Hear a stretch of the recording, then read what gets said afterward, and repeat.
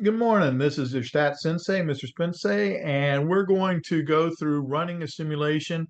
And actually, this video is just going to stress being able to count a simulation, learning how to count a simulation using a random number table. So we mentioned earlier that we love using censuses. We love using a census when it's possible because then we actually know the population parameter and we really don't have any need for real statistics at that point. However, it's not always possible or it can be cost prohibitive. So then we're left with two different ways to make an accurate estimate.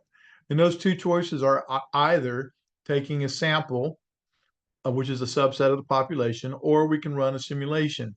If we're taking a sample, we're either going to do an observational study or an experiment, which we'll discuss later in this unit. But for right now, we're going to look at conducting a simulation. So a simulation is a way to model random events such that simulated outcomes closely match real world outcomes. By observing outcomes, researchers gain insight on the real world. Chance or randomness must be employed. And that's not just saying that, hey, um, it's random what comes out of someone's mouth or something. That is random, but that's not the type of random we're talking about. In our case, when we talk about random, it's an event which we know the possible outcomes can occur, but don't know which one could occur. Well, that can be awfully confusing just in that. But if I sit there and go, well, if I roll a six-sided die, I can either get a one, two, three, four, five, or six. And when I roll the die, I know what my possible outcomes are. That's what I can get, nothing else, but I don't know which one can occur.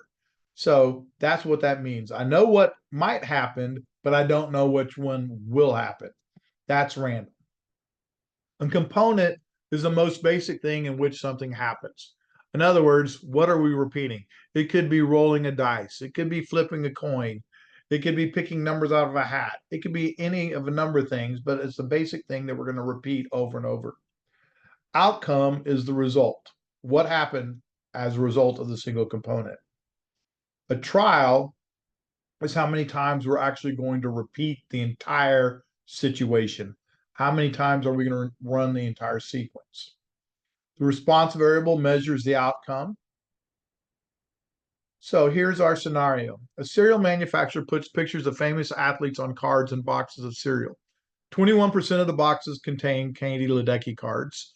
37% of the boxes contain Michael Phelps, and 42% of the boxes contain Simone Biles. How many boxes would you need to get 4 Simone Biles cards? Okay, so we're not going to worry about everybody else's card. We're going to worry about Simone Biles' card.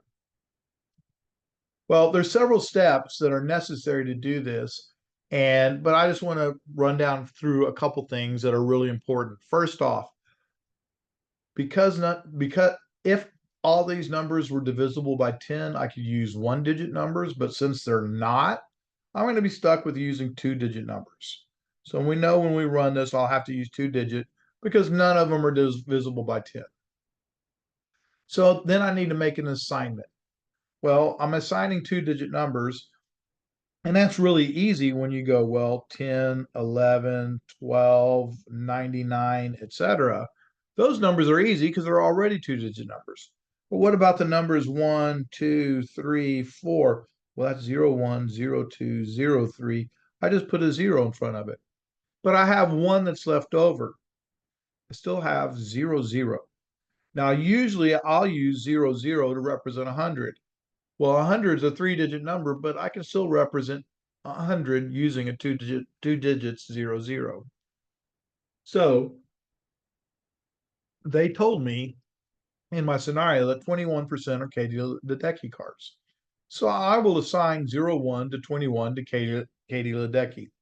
And I'm using red as my key. I'll assign 22 to 58 to be Michael Phelps. And you're like, well, wait a second. How did you get the Michael Phelps?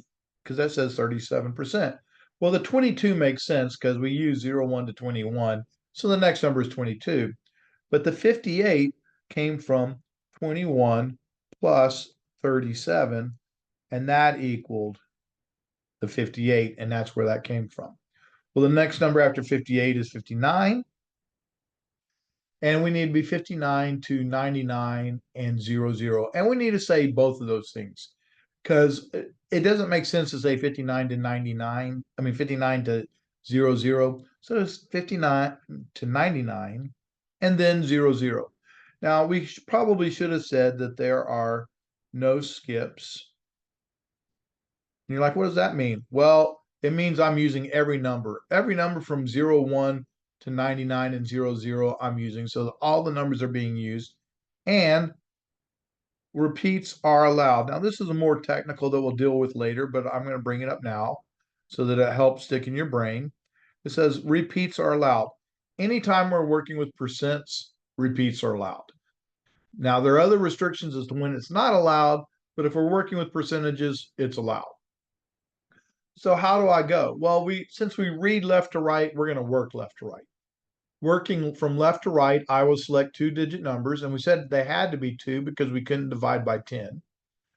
That represents Simone Biles cards. A trial will end after I've selected numbers representing 4 Simone Biles cards. Well, the first number I got was a 52. Well, that's in that 22 to 58 range, so that's a Michael Phelps. The next number was an 82.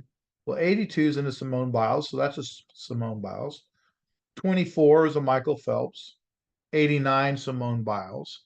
90 was a Simone Biles. 03 is a Katie Ledecky. And then 64 is a Simone Biles.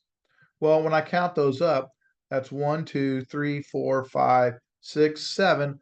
I had to get 7 boxes of cereals in order to get 4 Simone Biles cards. I'll repeat again. So that's trial number 1. And that's how I marked the end of my trial, was that straight line. Trial 2. Well, the first card was a 31. Well, that's Michael Phelps. Then a Simone Biles, Michael Phelps, Michael Phelps, Michael Phelps, Simone, Katie Ledecky, Michael Phelps, Simone Biles, Katie Ledecky. This is actually, I said Katie Ledecky, but 22 is actually a Michael Phelps. So that's really a Michael Phelps card. And this is a Simone Biles. When I count that up, I still have 1, 2, 3, 4, 5, 6, 7, 8, 9, 10, 11, 12, 13. Notice, by the way, that I stretched across. So that's an 86. And here's a 56. So it took me 13 there. I did the same thing over again. And when I was done, I ended up going, oh, it took me 7, 13, and then 11. I added those up. That's 31. I divided by 3, 10.33. So on average, I would expect to have to open 10.33 cereal boxes in order to get the 4 Simone Biles card. That's a lot of cereal, but on average, if I open 10.33, my simulation shows that I would have 4 Simone Biles cards. All right, I hope that helps. Look forward to seeing you on the next one. And on the next one, we're going to run an entire simulation from beginning to end. Thank you.